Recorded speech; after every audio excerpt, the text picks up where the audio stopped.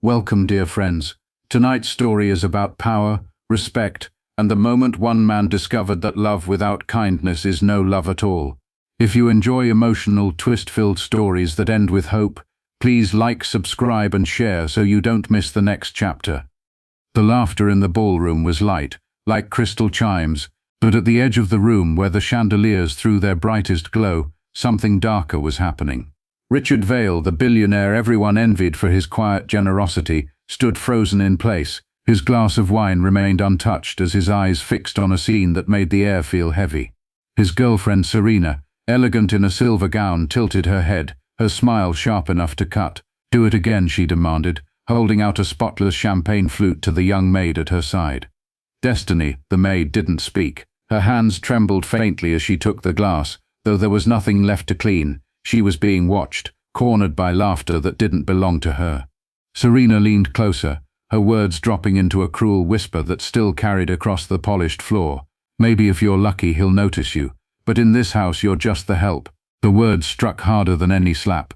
Destiny swallowed, her pride stiffening her spine, but her eyes, those steady, searching eyes, lifted for the briefest second, and in them Richard saw something that made his chest tighten, the quiet pain of someone used to being unseen. The music didn't stop, the guests didn't intervene, but Richard's hand slowly lowered his glass, his pulse louder than the orchestra. And in that suspended moment, between silence and storm, everyone wondered, would he protect the woman he loved, or the woman who had just been humiliated before them all?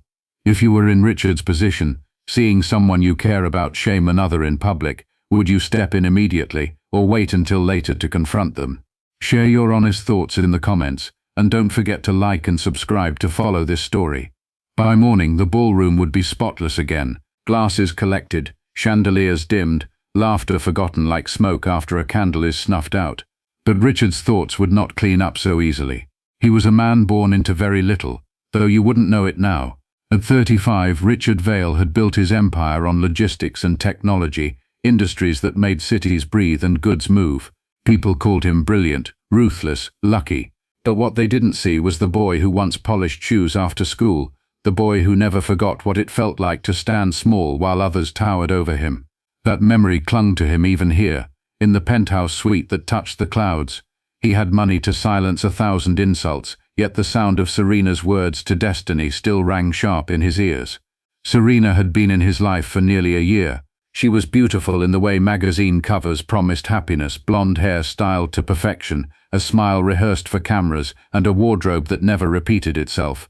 She moved easily in his world of investors and charity galas, always at his side when the spotlight was on. But when the lights dimmed, he sometimes caught a flicker in her that unsettled him, a hunger not for him, but for everything that came with his name. Destiny was another story altogether. She wasn't meant to be noticed.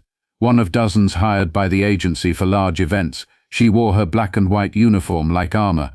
She had the quiet efficiency of someone who needed the work, who couldn't afford mistakes. And yet when Richard had heard her once in the kitchen laughing with the chef over a burned batch of hors d'oeuvres, her laughter had carried something rare, pure, unguarded warmth. It was that warmth he thought of now, sitting alone in his office hours after the gala. Serena had left in a storm of perfume and indignation, insisting he had embarrassed her. Destiny had slipped away quietly, no trace left but a half-finished tray of sparkling glasses. Richard leaned back in his chair, staring out at the city that pulsed below. Money had given him rooms filled with people, but not always company. He rubbed his temples, wondering when exactly he had started to feel that Serena's beauty was something brittle, like glass stretched too thin. On his desk sat an envelope he hadn't opened yet. It was from the foundation he had started years ago, the one for scholarships aimed at children from working-class families. He thought of his mother again, the way her hands had cracked from scrubbing floors, the way she never let poverty take her dignity. That was his real inheritance, more than the billions in his accounts.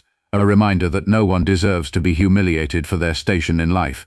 And so as dawn crept across the sky, Richard made a silent promise to himself.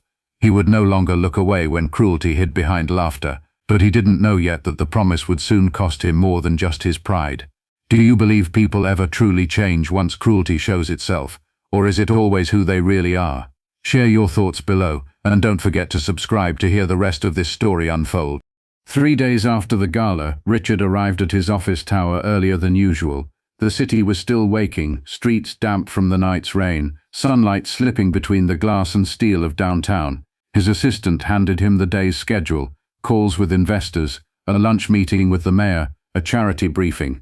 But tucked between the papers was something that didn't belong: a folded note, written in neat, unfamiliar handwriting. He opened it. "Mr. Vale, thank you for stepping in that night. I don't want trouble, but I also don't want silence. I am resigning from the agency. I thought you should know why." No signature, just a small pressed flower taped to the bottom corner, fragile, violet in color. Richard sat back, stunned. Destiny had quit. Not only the event job, but the agency itself. For people like her, steady work was survival. Walking away wasn't just bold, it was dangerous. He asked his assistant to reach out to the agency discreetly.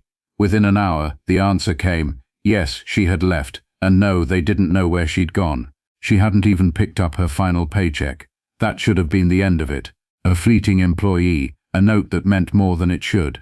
Yet Richard couldn't let it rest. He thought of the way she had stood in the ballroom, dignified even while cornered. He thought of the pride that kept her from breaking, even when Serena's cruelty tried to bend her.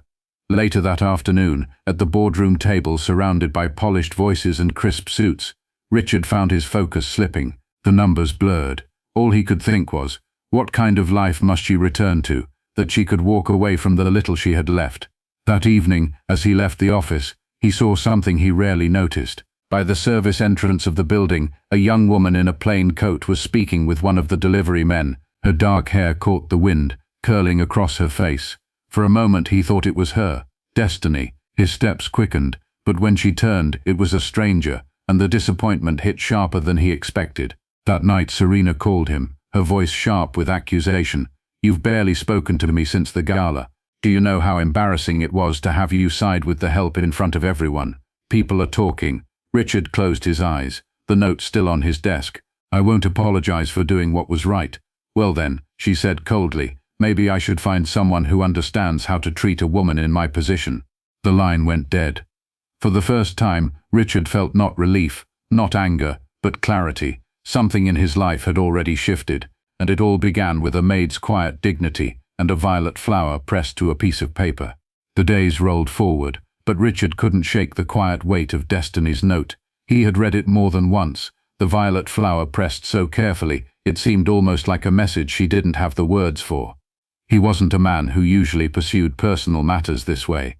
In business, yes, he would chase numbers across continents, demand explanations in boardrooms, even fly overnight to meet a client who mattered. But with people, with feelings, that was trickier. Still, something about this wouldn't let him rest. One evening, as the city lights flickered on, Richard stopped by the agency in person. The receptionist smiled nervously when she recognized him, and after some hesitation, pulled out Destiny's file. It was thin, too thin for someone her age. A few short-term jobs, mostly events and household shifts, nothing stable, no family listed, just a single emergency contact, a younger brother named Caleb, enrolled at a community college. When Richard asked where she'd gone, the receptionist shook her head. She didn't say, just turned in her uniform, gave us that flower, and walked out. That night, Richard drove through the city streets longer than usual, the car's engine humming against the quiet in his chest. He ended up parked near the college listed in the file, watching students filter out with backpacks and tired faces. He didn't know what he expected, that Caleb would somehow lead him to her, that Destiny herself might appear under the street lamps, but no familiar face came. Back at home, Serena was waiting. She sat in the living room with her legs crossed, scrolling through her phone as if nothing had happened. "I had things to handle," Richard replied, loosening his tie. Her eyes flicked up. Things, or someone.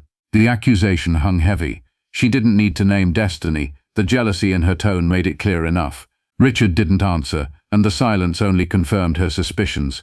The next morning he received another envelope.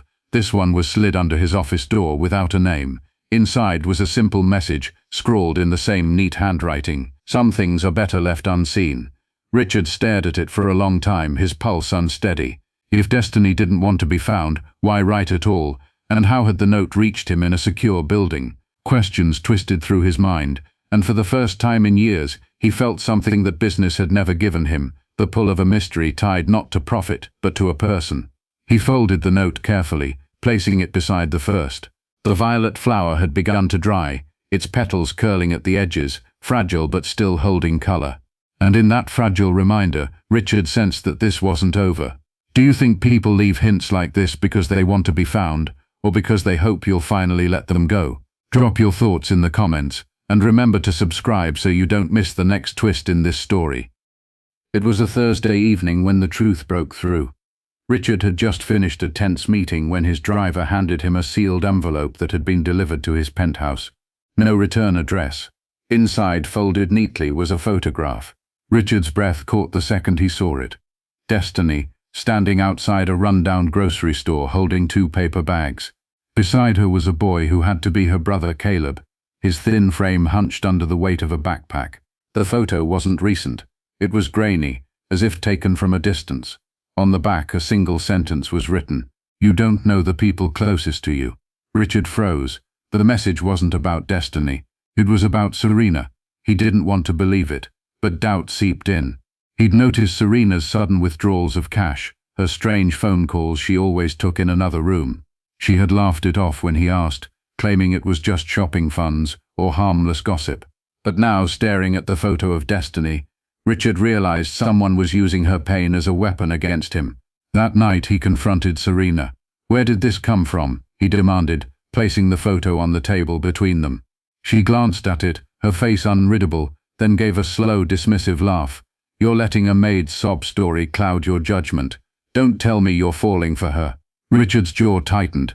"Answer me. Maybe you should stop worrying about her and start worrying about what people will say when they learn your preferences." It was the slip he hadn't expected, a threat, not just to him but to Destiny. Richard's heart pounded. In that instant, he knew Serena wasn't only cruel in private, she was dangerous, and Destiny's quiet departure hadn't been about fear of poverty, it had been about protecting herself, and maybe her brother, from something larger. The room went still. Serena sipped her wine as if nothing had changed, but everything had. Richard looked at her across the glittering table and realized the woman he thought he loved was about to become his greatest enemy. When you discover someone you trust has been hiding cruelty, would you confront them directly or walk away without a word? Tell me in the comments. Your thoughts matter, and don't forget to subscribe so you catch the next chapter of this story. The storm hit 2 nights later. Richard returned to his penthouse late, the city below slick with rain. He expected quiet. Instead, he found his study door open and Serena sitting at his desk, scrolling through the 2 notes Destiny had left. The pressed violet flower lay crushed under her glass of wine. "You've been keeping secrets," she said, her voice calm but sharp enough to wound. "Running around for a maid who didn't even want to stay." Richard's chest tightened. "Put those down," she smirked, ignoring him. "Do you know what this will do if the press hears it? Billionaire trades his society girlfriend for a servant girl. It'll ruin everything you've built. And me. I won't go down alone."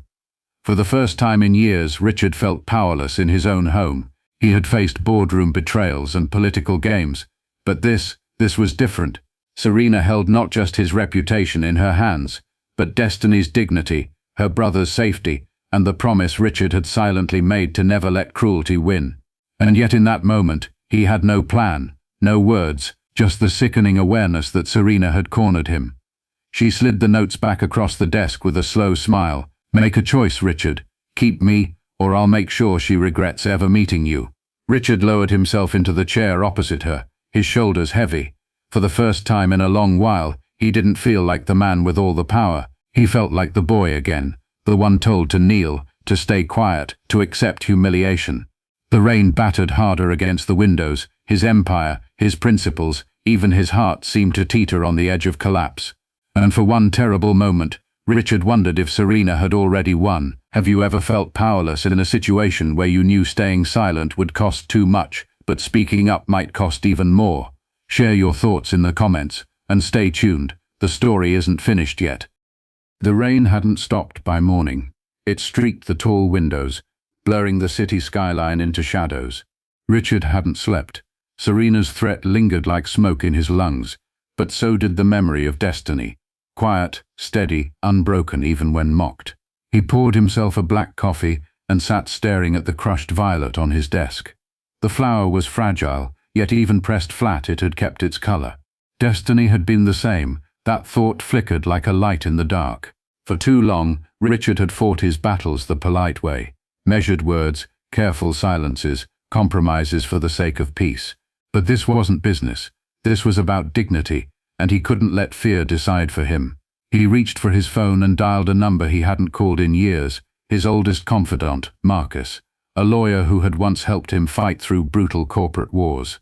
"Marcus," Richard said, his voice low but steady, "I need your help." Quietly, "Someone close to me is threatening my people, and I won't allow it." By noon, Marcus had already pulled records. The truth was uglier than Richard expected. Serena had debts, hidden accounts, and ties with people who wouldn't hesitate to use Destiny's story for blackmail. Richard stood at the window, fists tight. Enough was enough. For the first time in days, his chest felt clear. He had allowed Serena's cruelty to run unchecked, but not anymore. He glanced again at the dried violet and thought of Destiny's eyes the night of the gala, braced but unbroken. She had walked away to protect herself, maybe even to protect him. But Richard knew now he had to do the opposite. He had to step forward, not back. Whatever it cost, he would not let Serena destroy the only honest soul who had reminded him what respect meant. The boy who once polished shoes had grown into a man who refused to kneel. The following evening, Richard invited Serena to dinner at one of the city's finest restaurants. She arrived in a glittering gown, smug as if nothing had shifted. But this time Richard was ready. The private dining room was lit with soft candles, the table set for two. Serena took her seat, flashing that polished smile. "So have you decided to come to your senses?" she teased, reaching for her wine. Richard studied her in silence before sliding a folder across the table. "Marcus found these," he said evenly. She glanced down. Inside were documents, bank statements, hidden transfers, a string of debts tied to her name, and photographs of meetings with people who were waiting to cash in on her threats. Her hand froze on the stem of her glass. "Where did you get these?" "You left me no choice," Richard said. His voice wasn't raised, but it cut through the room. "You used me, Serena. Worse, you tried to use cruelty as a weapon against someone who never deserved it." She scoffed, but her confidence faltered. "She's just a maid." "No," Richard said firmly. "She's a human being, and that is exactly what you forgot." The silence stretched long enough that even the waiter outside hesitated to breathe. Serena leaned back, eyes flashing. "What now? You'll throw me out and parade your little charity case in front of everyone?" Richard shook his head. "No, I won't parade anyone. But I will no longer stand beside someone who believes wealth is an excuse for humiliation." Serena's face hardened, but he continued. "I've already arranged to settle your debts. After tonight, you and I are finished. My lawyers will ensure you have nothing left to hold over me, or anyone else." The words landed like a gavel. Serena's jaw tightened, her pride wounded deeper than her schemes. She grabbed her purse, her chair scraping against the floor. "You'll regret this," she hissed. Richard remained seated, calm at last. "The only thing I regret is not ending this sooner." She swept out, the sound of her heels fading into the night. For the first time in weeks, the weight lifted from his chest. The battle was over. But Richard knew the real work, the part that mattered most, wasn't finished. He had someone to find, and a promise to keep. When someone shows you who they truly are, do you believe in giving them another chance? Or is it wiser to walk away for good? Share your view in the comments, and stay tuned for the ending of this story. It was a quiet afternoon when Richard finally found her. Destiny was behind the counter of a modest cafe, her hair tied back, sleeves rolled up, moving quickly between tables. She looked surprised to see him, almost ready to retreat, but he offered only a gentle smile. "I came," he said softly, "because I couldn't forget the way you carried yourself that night. You deserved better. You still do." She tried to wave him off. "I don't need your pity." Richard stepped closer. "It's not pity, it's respect. And maybe more than that." For a long moment, she studied him, the noise of the cafe blurring into the background. There was no arrogance in his eyes, no trace of the billionaire people whispered about, just a man who had chosen her dignity over everything else. In the weeks that followed, Richard kept returning. He didn't arrive with diamonds or promises of wealth, but with patience. He paid off Caleb's tuition quietly, arranged for Destiny to enroll in classes she had long dreamed of taking, and gave her space to decide if she wanted him in her life. Little by little, her guarded smile grew easier. The girl who had once stood humiliated before strangers now walked taller, not because of riches, but because someone had seen her worth. And somewhere along that journey, friendship became something deeper. Love, not wrapped in glamour, but built on trust and respect. For Richard, the man who had once thought money could buy anything, This was the richest gift of all. Do you think true love begins when someone rescues us from pain, or when they simply see us for who we are? Leave your thoughts in the comments, and if this story touched you, please like, subscribe, and share. It helps more people find stories like this one.